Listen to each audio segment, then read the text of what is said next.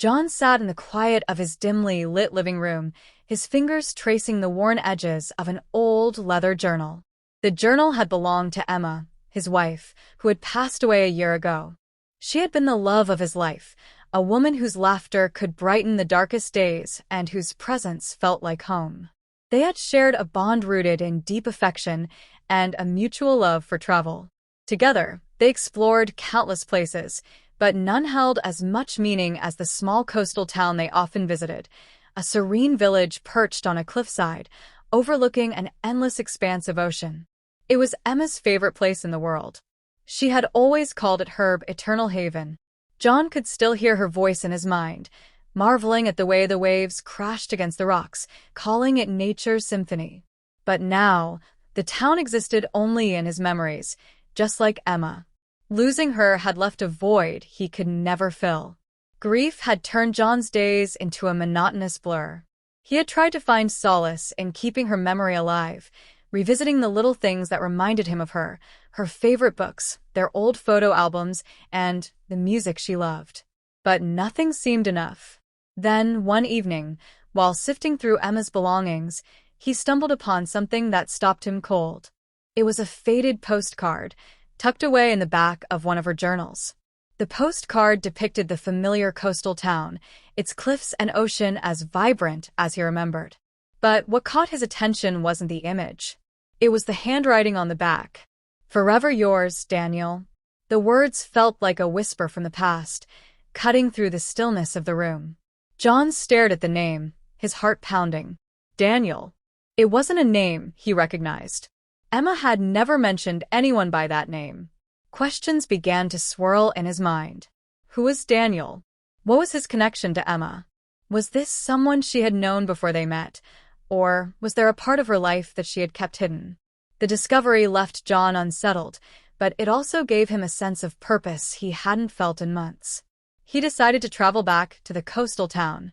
At first, it was simply to reconnect with Emma's memory, to find comfort in the place she had loved so much. But now it was more than that. He needed answers. As he packed his bags, he couldn't shake the feeling that this journey would change how he remembered Emma forever. The thought was both terrifying and oddly liberating. For the first time in a long while, he felt something other than grief. It was a fragile mix of hope, curiosity, and a faint trace of dread. John left the house at dawn, the postcard safely tucked into his pocket. As he drove toward the coastal town, the sun began to rise, casting a golden glow over the horizon. He gripped the wheel tightly, bracing himself for whatever truths lay ahead. The drive to the coastal town was filled with a mix of anticipation and unease. John hadn't visited the place since Emma's passing, and now the memories it held seemed both comforting and heavy. As he approached the familiar cliffs and winding roads, the sight of the ocean brought a lump to his throat. It was exactly as he remembered, but something about being there without Emma made it feel different, hollow, almost. He checked into the small inn where they used to stay. The innkeeper, a kind elderly woman named Margaret, greeted him warmly. "It's been a while since we've seen you and Emma," she said, her voice tinged with a mix of cheerfulness and sympathy. John didn't have the heart to correct her, so he simply nodded and took his key. Later that day, he wandered through the cobblestone streets, letting his feet guide him aimlessly. The town seemed frozen in time, every corner filled with echoes of their past visits. He found himself standing in front of a small antique shop. It had been one of Emma's favorite places, a spot where she loved to browse for trinkets and oddities. Curiosity drew him inside. The shop was cluttered but charming, with shelves lined with everything from vintage postcards to delicate porcelain figures. The shopkeeper, a man in his 60s with a friendly demeanor, greeted him with a knowing smile. "Back again, are you?" he said. "It's been years. I remember you two always stopping by." John froze for a moment. "You must be mistaken," he said cautiously. "I haven't been here since Emma passed." The shopkeeper's expression shifted slightly, but he didn't press the issue. Instead, he began showing John some old photographs, thinking they might interest him. As John flipped through them, one photo caught his eye, a picture of Emma, smiling brightly, standing next to a man he didn't recognize. The photo was dated 5 years before John and Emma had met. On the back, in Emma's handwriting, was a note, "With love, always, E." John's heart raced as he stared at the image. The man in the photo was tall, with a confident smile that seemed to match Emma's carefree expression. The discovery left him reeling. Who was this man? Why had Emma never mentioned him? And why did it seem like the shopkeeper recognized John but mistook him for someone else? He decided to ask the shopkeeper about the photo. The man hesitated, as if weighing his words carefully. "That's Daniel," he finally said. "They were close once upon a time. She used to come here with him a lot. But that was years ago, before she stopped coming altogether." John's chest tightened. Emma had never told him about Daniel, yet here was a piece of her past, hidden in plain sight. He left the shop with the photo in hand, his mind racing. As he walked back to the inn, he couldn't escape the growing realization that there were parts of Emma's life he had never known, and now he couldn't stop himself from wanting to uncover them. John couldn't sleep that night. The photograph burned in his mind, and the name Daniel echoed in his thoughts like a riddle he couldn't solve. Sitting in the quiet of his room at the inn, he turned the photo over in his hands again and again. The date, Emma's smile, and the presence of another man who clearly meant something to her. It all felt like pieces of a puzzle he hadn't known existed. The next morning, he decided he needed answers. He started by visiting the small cafe Emma had adored during their trips. The owner, a cheerful middle-aged woman named Clara, greeted him with recognition. "It's good to see you again, John," she said. "Emma always loved our cherry tarts." John forced a smile, but he couldn't hold back the question. "Clara, did Emma ever come here without me? I mean, before we were married?" Clara's expression shifted to something more reserved. She wiped her hands on her apron, hesitating. "Well, yes," she admitted. "She used to come here often with Daniel. They were a lovely pair, but..." Her voice trailed off as if she wasn't sure how much to say. "But what?" John pressed, his heart pounding. Clara sighed, leaning against the counter. "They were in love, no doubt about it. Everyone in town thought they'd get married. But one day, she just stopped coming. Daniel was heartbroken, at least from what I could tell. I never asked her why, but I assumed something happened between them. And then, a couple of years later, she showed up with you." The weight of her words settled heavily on John's chest.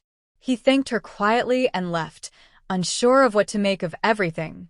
His thoughts were a jumble of emotions, confusion, jealousy, sadness, and a strange sense of betrayal. Emma had never told him about Daniel or the life she'd lived in this town before they met. Why had she kept it from him? As he wandered the streets aimlessly, he found himself drawn to a small, secluded beach where he and Emma had spent hours together in the past. It was there, tucked away among the rocks, that he found a small leather-bound journal hidden inside a weathered wooden box. His hands trembled as he opened it, recognizing Emma's handwriting on the first page. The entries were filled with reflections about her life, her dreams, and her struggles. As he read, it became clear that the journal had been written during her time with Daniel. She described their love in vivid detail, the joy, the passion, and the heartbreak. But then came the turning point. Daniel had betrayed her. She didn't specify how, but the pain in her words was unmistakable. In one of the final entries, she wrote, "I loved Daniel with all my heart, but trust once broken can't be mended. I'm leaving this town to start over, to find the peace I deserve. Maybe one day, I'll find someone who loves me the way I thought he did." John felt a lump rise in his throat. He realized that Emma's love for him had been real, but it had grown from a place of healing, a second chance after heartbreak. She had left her past behind to build a new life with him. But why hadn't she told him? Did she fear he wouldn't understand? Or was she simply trying to protect him from her pain? He closed the journal, his mind heavy with thoughts. Emma's story wasn't what he had imagined, but it was hers, a story of love, loss, and resilience. For the first time, John felt he was beginning to understand the woman he had loved so deeply. John sat by the cliffside, staring out at the vast ocean stretching endlessly before him.